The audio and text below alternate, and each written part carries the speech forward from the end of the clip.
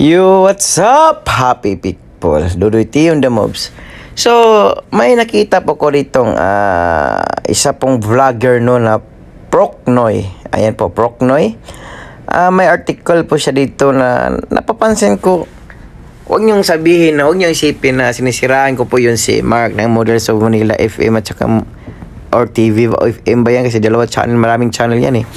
So, vlogger, kasamahan ko dati yan. Alam naman natin na talagang obvious na vlogger po yan ni Yormis ko, no? So, nakikita ko dito sa kanyang kay Procnoy.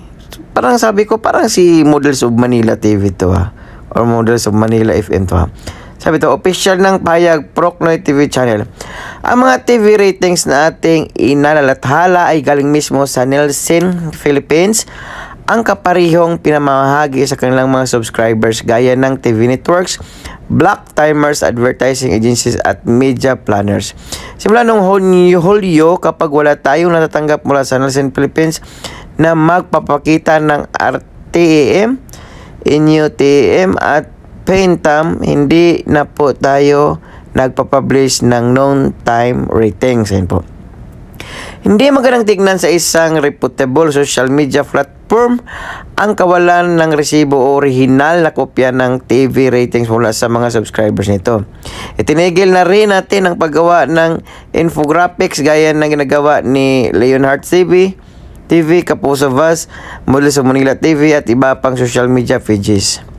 Malaking katanungan kung bakit pa tayo gagawa ng sariling graphics kung nasa atin naman po ang kaparehong kopya ng mga subscribers ng Nielsen Philippines, ng Netom, Artam at Pentam. Bakit daw iba ang ratings na meron tayo? Ibabalik ko ang tanong sa kanila.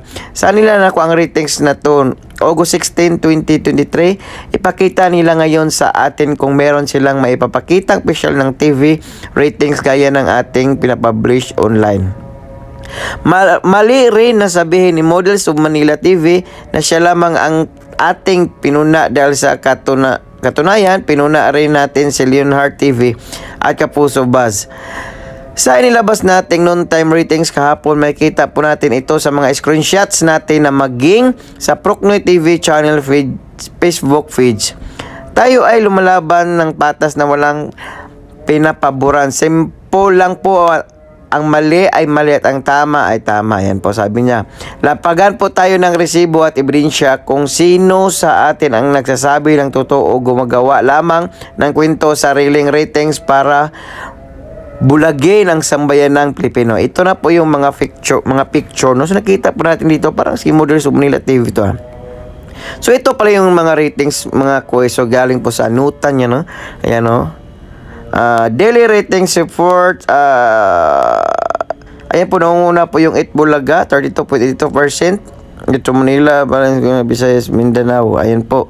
Pangalawa po yung EET.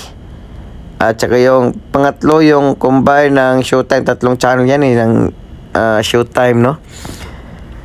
August 16, 2023 yan. Ayan po yung mga picture niya, no? Picture, ayan po. So, makikita po natin dito sa baba.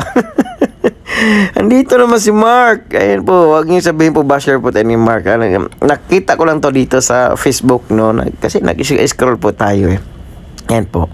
Pero alam ko naman na ito si Mark ay talagang hindi talaga ito kakaliwa kay Yormis ko, no? Siguro lang talaga nito si Mark is talagang siguro love na love niya yung sila Tito Vic and Joey, no? Kaya hindi na rin siguro niya naisip na sa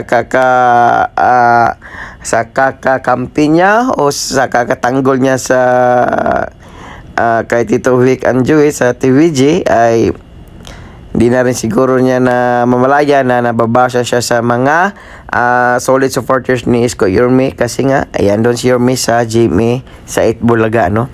So ayan po ayan. At saka ito pong channel ni Leonhard TV narito. So ayan po, kitang-kita naman po talaga sa mga survey, mga quiz, no, kung sino talaga yung nangunguna mga quiz, no. So yun lang nakita natin mga quiz. So po isipin na binabash po natin si Mark ng Models of Manila TV dahil napadaan lang po ito sa aking timeline. So, good vibes lang po tayo. At sana maisip din ni Mark na marami na siyang buzzers na mga solid your miss ko supporters, no? Yun lang naman mga quiz.